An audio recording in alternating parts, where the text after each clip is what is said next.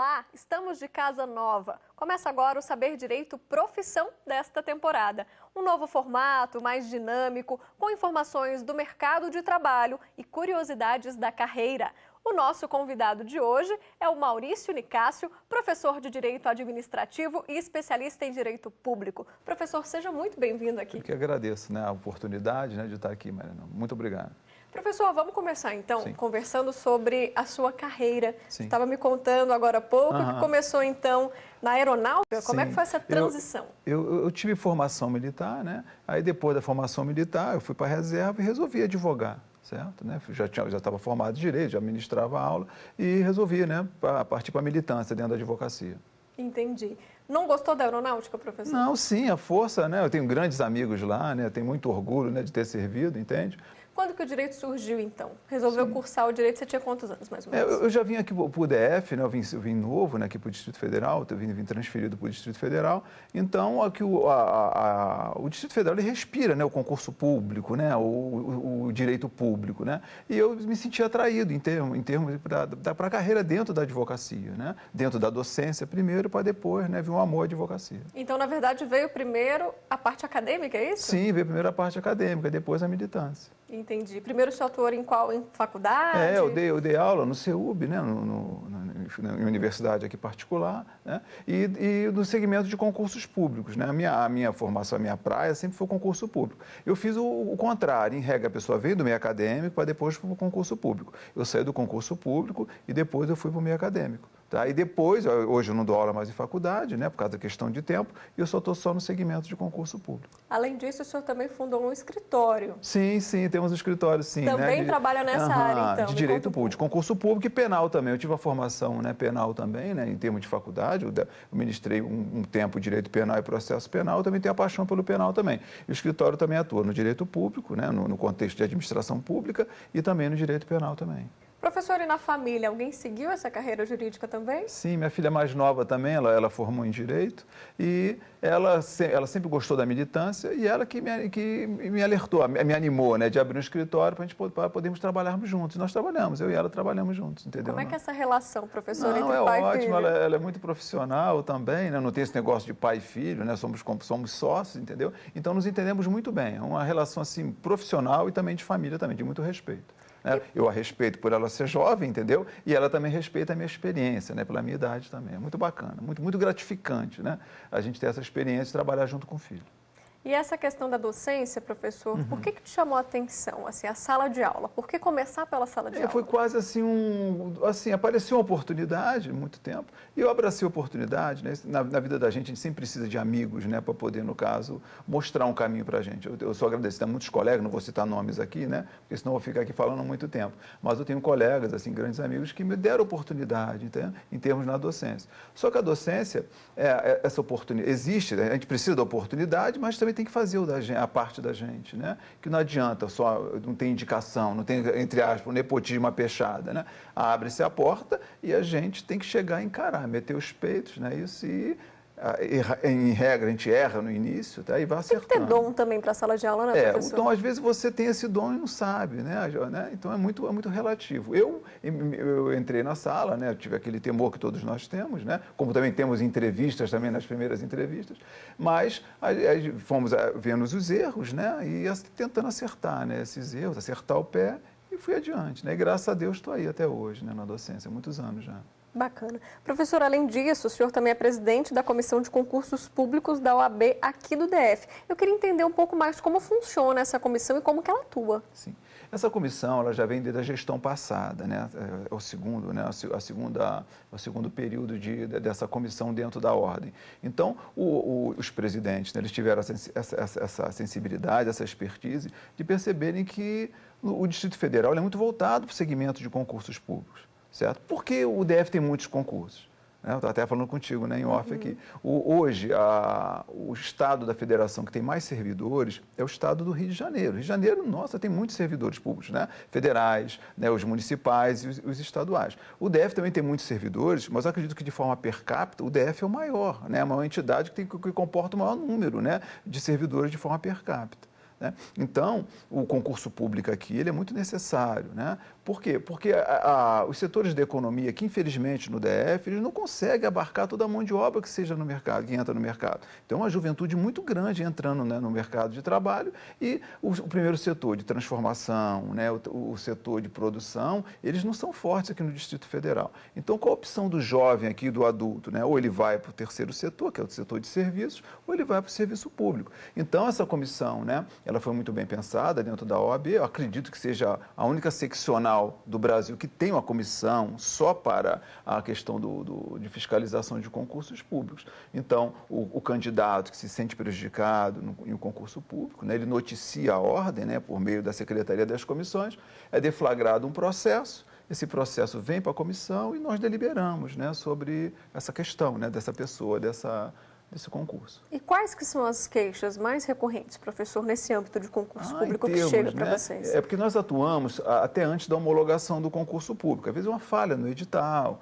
entende? Né? No dia da prova faltou isso, faltou aquilo, entende? Né? Ou um indício de alguma irregularidade dentro do concurso, né? Aí nós somos noticiados, né? E atuamos, né? Nós oficiamos, né, o órgão, a entidade que está promovendo o concurso, a banca, né? Tudo isso por meio da presidência, né, da OAB do Distrito Federal, que nós representamos a diretoria da OAB do DF. Professora, tem algum caso prático que a comissão tem atuado de grande relevância? Sim, nós tivemos o exame do Corpo de Bombeiros aqui do Distrito Federal, que no edital foi exigido o exame de Papa Nicolau, certo? Se porventura, era um contexto de neoplasia, para checar se tinha neoplasia, né, no caso, na mulher, né?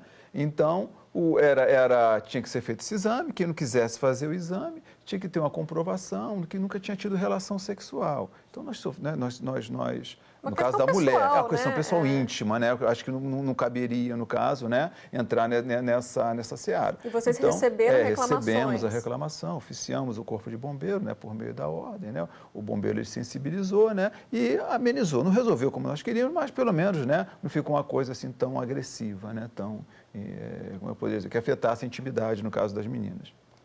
Professor, o senhor falou muito sobre a Lei 8.112, né, que foi a base desse curso, e eu queria te perguntar o seguinte, para o estudante de Direito que está nos assistindo, independente dele focar ou não nesse setor do direito público, é uma lei essencial?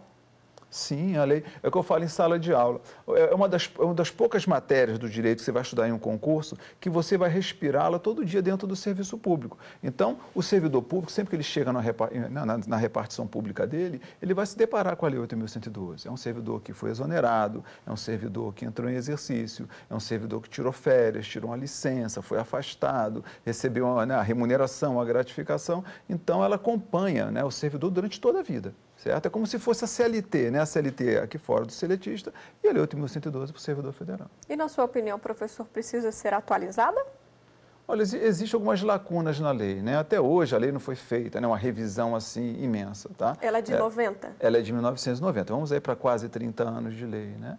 Mas eu acho que nesses momentos de crise, eu acho que não é muito bom mexer na lei agora, entende? Porque se você mexe agora é para cercear direitos. E os servidores têm perdido direitos, né? Nesses quase 30 anos. Nós tivemos mudanças em 97 que foram ruins para o servidor. A emenda 19, 98 também não foi muito boa para o servidor, entende? Então, acho que não é o momento, não. Acho que tem que acertar, no caso, né? A questão política, a questão econômica, para depois, no caso, a gente mexer na lei, né? E trazer alguns benefícios, né, para o servidor que o servidor merece, o bom servidor público, né?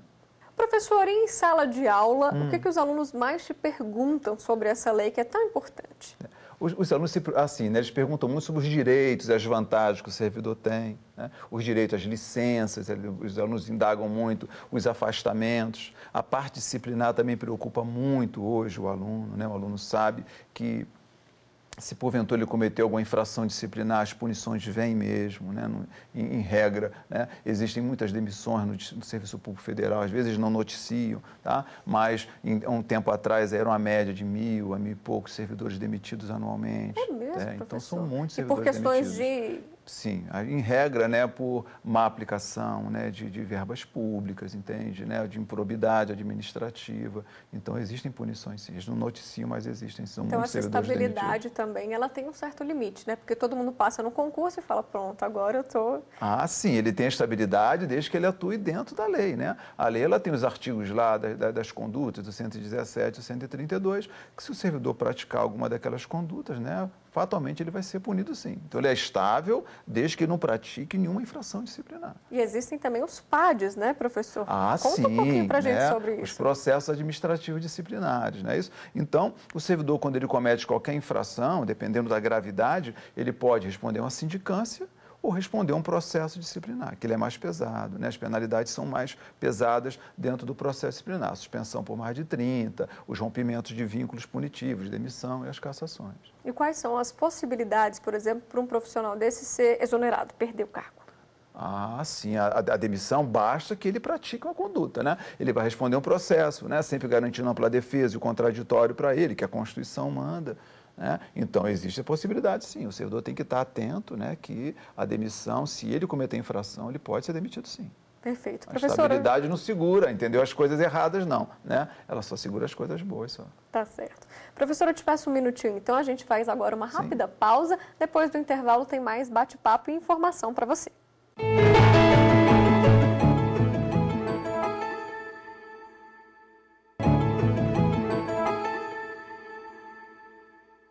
Estamos de volta hoje com o professor Maurício Nicásio e neste segundo bloco a gente aborda o mercado de trabalho para os profissionais do direito administrativo e as possibilidades nesta área de atuação. Vamos conferir. O direito administrativo rege as atividades do ponto de vista jurídico na administração pública. O curso de especialização é direcionado a graduados em direito e tem duração de 2 anos e meio. Quem buscar essa área vai lidar com assuntos como estrutura e controle da administração pública, licitações, contratos, parcerias, dentre outros. As opções de mercado de trabalho estão nos escritórios de advocacia, nas grandes empresas, na administração pública e nas universidades. Nesse caso, mestrado e doutorado geralmente são requisitos. O ingresso nessas profissões depende da experiência, de um bom currículo e, no caso do serviço público, de passar em concurso, que tem no direito administrativo uma disciplina exigida em cargos de nível superior. A remuneração depende da experiência, mas, em média, o ganho mensal inicial passa de R$ 3.300. Professor, como a gente viu aí, são inúmeras as possibilidades, né? Me fala um pouquinho como é a carreira, então, de advogado para quem se especializa no direito público. Sim.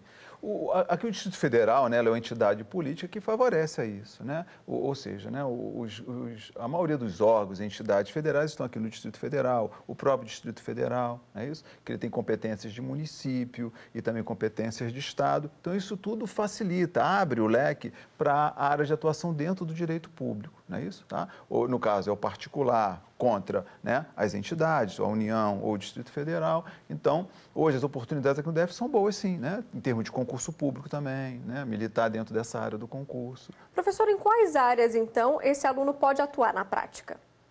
Dentro do direito público, né? Ele pode atuar nas questões inerentes aos servidores públicos, ele pode atuar em processos administrativos disciplinares, como você falou, ele pode atuar também em recursos administrativos, né? Isso sem judicializar, só na parte administrativa, né? Isso, e também na judicialização, né? Porque às vezes o processo ele tem um efeito dentro da administração, que o servidor ele está inconformado, ele vai e judicializa, né? O processo disciplinar, o recurso administrativo, a questão da improbidade administrativa também, da Lei 8.429, que é uma ação civil, né? Então, o advogado também, ele também atua, né, nesses segmentos aí, né, que envolvendo o servidor, em questões da União também. Professor, a gente falava aqui também durante o intervalo sobre a questão das cidades administrativas, né? Que cidades são essas? Qual que é a particularidade? São cidades onde se concentram muitos servidores. O Rio de Janeiro, como falei no módulo passado, é um exemplo clássico, né? Que tem outro estado da federação que eu acredito que tem o maior número de servidores. Palmas também, né? No Tocantins também, uma cidade administrativa, o nosso Distrito Federal. Então, são no caso, né, estados, né, e o Distrito Federal que trazem, no caso, boas oportunidades para o profissional na área do direito público. Como é que está o mercado hoje, na sua opinião, professor? Para quem está se formando agora, quer se especializar nessa área de direito administrativo, direito público, na sua opinião, o mercado está muito inchado ou para o profissional bom sempre tem espaço? Hoje a questão econômica ela consegue abarcar, né, todos os segmentos, né? Todos os segmentos hoje profissionais estão sentindo um pouco a crise, né? Então, em razão do Distrito Federal, ele tem uma gama muito grande de servidores, tá? Não está excelente o mercado, mas é uma área boa, no caso, para investir, né? Caberia, no caso, ao acadêmico, ao bacharel, no caso, ele se empenhar, estudar bem, no caso, para poder atuar nesse segmento do direito, né? Que seria essa questão aí. Além disso, a gente também tem a área acadêmica, né, professor? Que é uma área também que muitos profissionais, logo que se formam, ou depois de advogar, ou depois da carreira pública, investem nessa área acadêmica, né? Me fala um pouquinho sobre isso. O direito, ele é muito abrangente, né? O direito, os leques que o direito fornece para a gente, né, eles são enormes, né? Como você muito bem falou, a área acadêmica hoje é uma área também muito concorrida também, né? Só que hoje, né, para ser um professor, né, de universidades ou faculdades, no nosso caso do direito, está se exigindo, no caso, no mínimo, um mestrado, certo? Então, hoje, para você entrar na universidade, tem que ter no mínimo mestrado, ou um outro caso, ainda está cursando, consegue, no caso, né, entrar no segmento do ensino, né, do ensino de nível superior. Bom, esse era o meu próximo tópico, né? Mestrado e doutorado fazem a diferença? Fazem sim, no meio acadêmico fazem sim. Tá? Hoje exigem, né, esses pré-requisitos, mas nem chega a ser uma crítica. Nós temos muitos profissionais, né, especialistas, tá? Colegas advogados, com a experiência da militância enorme, porque o acadêmico ele precisa da experiência, ele precisa da prática. Não estou dizendo que os mestres doutores não têm experiência, mas você também não pode, né, no caso, ignorar um profissional, um especialista que tem uma expertise muito grande na militância, um conhecimento muito grande na área do direito e, em regra, são excelentes professores com didáticas ímpares, entende? Então, eu acho que tem que ter uma dosagem, né, um número de mestres, um número de doutores, mas também, da vez também, no caso, para os bons especialistas também. Perfeito, professor. Uma dica para o aluno que está ainda cursando e está assistindo a gente, professor, Sim. Estágio. Vamos falar um pouquinho sobre essa oportunidade que é dada a tantos estudantes, né? A importância do estágio na universidade. Sim. Hoje, né, os centros universitários, eles têm estruturas assim, muito boas, né? Isso para que o acadêmico ele possa ter a experiência, que é importantíssimo, né? O acadêmico ele tem que ter, não é só a parte teórica, ele também tem que ter a parte, o que? A parte prática também. Então, existem esses núcleos, né, de prática jurídica, né? Isso, para que eles possam exercer. E hoje as faculdades estão mandando muito bem nesse aspecto, entende? Então, ele já não sai totalmente, como diríamos assim, bêbado, né, da faculdade, não é isso? Ele já tem aqueles estágios obrigatórios, não é isso? E depois eles partem para os estágios nos escritórios também, né, que vão dar um reforço muito grande, né, para a parte profissional dele. Isso é para aquele acadêmico que quer direcionar para a militância. Certo? Que muitos deles fazem direito tentando quem? Né? O concurso público também, visando, né? Em razão do contexto aqui do nosso Distrito Federal, muitos fazem o direito para poder galgar cargos públicos. Professor, a gente falou muito sobre concurso público, né? Porque a Lei 8.112 respira, é o concurso público praticamente. Me fala um pouquinho sobre esse ramo hoje, de um modo geral, no Brasil. Porque a gente sabe que, né, como o senhor disse, Brasília é uma cidade administrativa, tem muita oportunidade. E fora do DF, fora da capital? Sim, a questão de oportunidade em termos de concursos públicos, né? Os concursos públicos, em regra, são de abrangência nacional. Então, Rio, São Paulo também, no caso, eles promovem muitos concursos públicos, apesar que o grande, né, potencial seria o Distrito Federal, Mariana. Entende? Entendi. Mas é o aluno que quer investir nessa área, o senhor ainda acha que ainda tem espaço?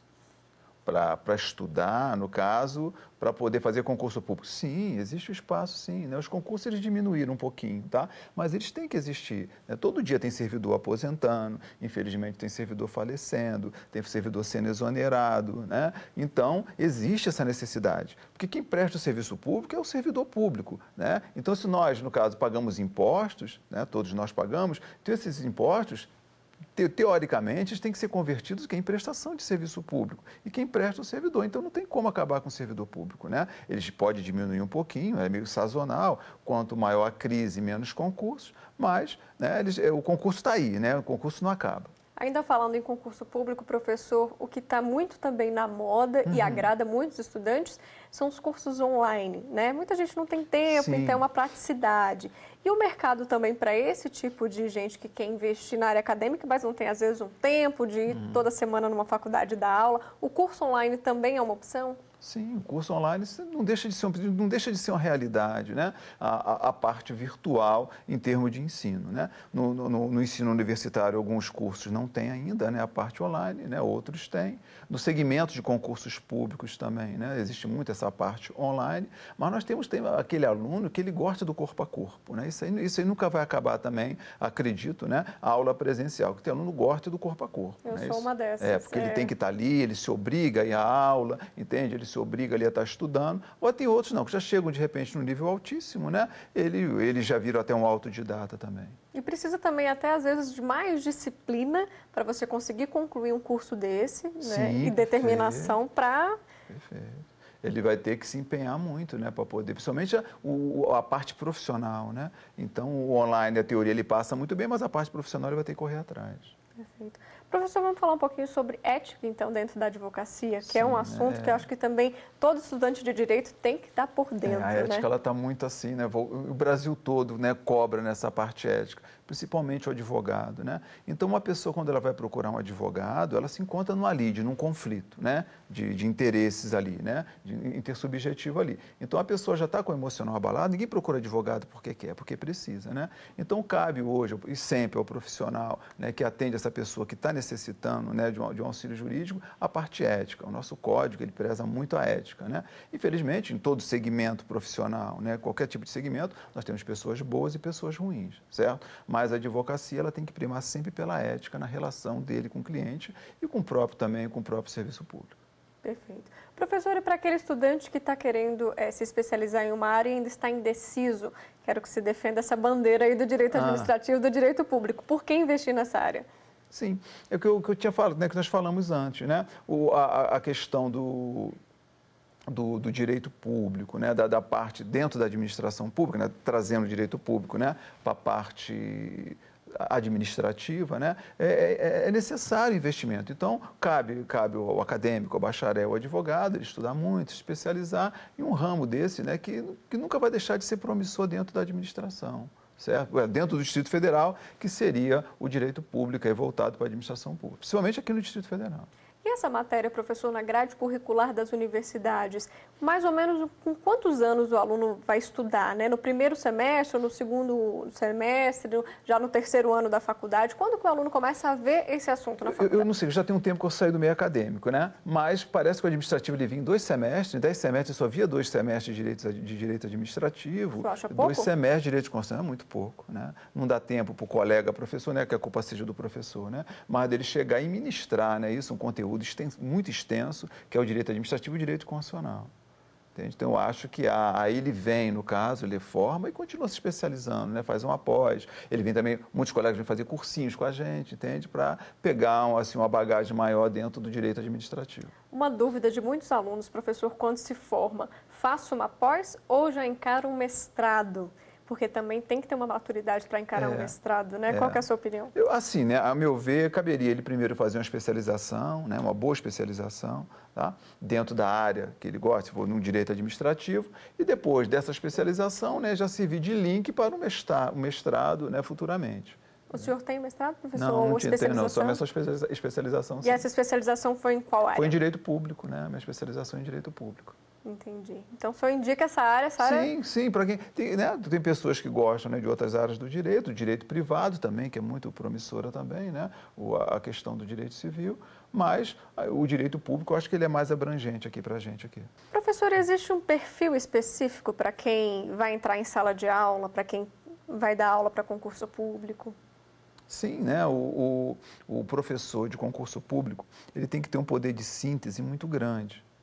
Porque, às vezes, na minha matéria, nós temos 4 aulas de 4 horas para poder ministrar 253 artigos, certo? Então, nós temos que ter um poder de síntese muito grande, nós temos que entender qual é o direcionamento que a banca do concurso, no caso, ela tem, né, para os tópicos, no meu caso, da Lei 8.112, e os outros colegas também têm essa expertise, né, de direcionar. Então, Se porventura um acadêmico de direito, um bacharel, um advogado, eles quiserem vir para a área de concurso público, não é isso? Eles têm que conhecer as bancas de concurso, né? Tem que conhecer a fundo a matéria que ele vai ministrar, ou o direito administrativo, ou as leis administrativas, né? Ele tem que ter esse poder, no caso, né, de síntese, né, que é importantíssimo para a gente, conhecer as bancas e também ele tem que trabalhar a aula dele, né, isso porque nós ficamos, assim, no caso, 4 horas ministrando aula, entende? Nós entramos 8 horas da manhã e saímos quase meio-dia com a turma. E o aluno ainda tem outras matérias, né? Tem outros professores. Tem outras matérias. Então, ele tem que também tentar promover uma aula dinâmica, entende? Uma aula agradável, que não seja aquele tipo de aula que faça o aluno ele temer, ele ter raiva, entende, daquela matéria que nós estamos ministrando. Porque eu lembro do meu tempo de faculdade, tá? como acadêmico, o professor, dentro de uma faculdade, falando do lado de direito, ele tem um poder muito grande de fazer o aluno, o acadêmico, adorar aquela matéria ou ele detestar aquela matéria. Não estou dizendo só no direito, qualquer tipo de matéria, né? Em qualquer tipo de escola, ou de ensino fundamental ou ensino médio. Então, isso depende muito. Então, nós temos uma responsabilidade muito grande, não é isso, tá? Com o aluno. Professor, e para a gente fechar, queria que você desse uma dica de pergunta de concurso, que essa cai praticamente em todos, assim, para o aluno estudar aquele artigo específico. Dá uma dica dessa para quem está assistindo. Em termos de 8.112, né? Isso. Então, em termos de 8.112, vai depender muito da banca, certo? O CESP. O CESP, ele gosta muito de trabalhar, o que eu falo em sala, é a parte geral da lei, né? O CESP gosta de misturar, né, preceitos constitucionais, né, preceitos do direito administrativo junto da lei 8.112. Forma de provimento, de forma de vacância, quem é regido pela lei, certo? Então, o CESP gosta muito disso e também da parte disciplinar. Não estou dizendo que o CESP não vai cobrar parte dos direitos e vantagens, mas não é muita característica dele. Aí você vai pegar uma banca, uma Fundação Carlos Chagas, uma Getúlio Vargas, ela já gosta mais de cobrar parte dos direitos e das vantagens do servidor. Isso é a regra. Amanhã pode vir um concurso, entendeu? E cobrar completamente diferente do que eu estou falando. Mas pelo histórico das bancas, a gente percebe isso na Fundação Carlos Chagas. Ela gosta de trazer o contexto das licenças, dos afastamentos. Tá? Então, hoje, a Fundação Carlos Chagas, ela muda o perfil dela, né? Antigamente eram questões curtas, com respostas mais curtas ainda, tanto é que o candidato ele tinha que quase que fechar uma prova, acertá-la quase toda para poder passar, e hoje a banca não, ela aumentou os comandos das questões. Então, ele tem comandos de questões que é quase de uma lauda. Então, ela é legalista ao extremo, mas o aluno ele perde muito tempo lendo o comando da questão. Também, e pode se confundir também, né? E a parte disciplinar, todas as bancas gostam de cobrar. Então, a parte disciplinar, ela é pacífica, né, em todas as bancas. E essas duas partes elas são divididas, dependendo, no caso, se é a Fundação Carlos Chagas, a FGV ou o CESP. Fica a dica, então, para os estudantes que estão assistindo Sim, a gente, perfeito, né, professor? Agradeço, então, pelo seu tempo, pelas suas dicas aqui. Nada, fiz nada, que nada. Obrigada, professor. Tá. Bom, a gente fica por aqui, então, mas você pode continuar a assistir pela internet. Acesse tvjustiça.jus.br e veja todos os programas da nossa casa. Já perguntas e sugestões? É só mandar um e-mail, saberdireito@stf.jus.br. Obrigada pela companhia e até a próxima semana.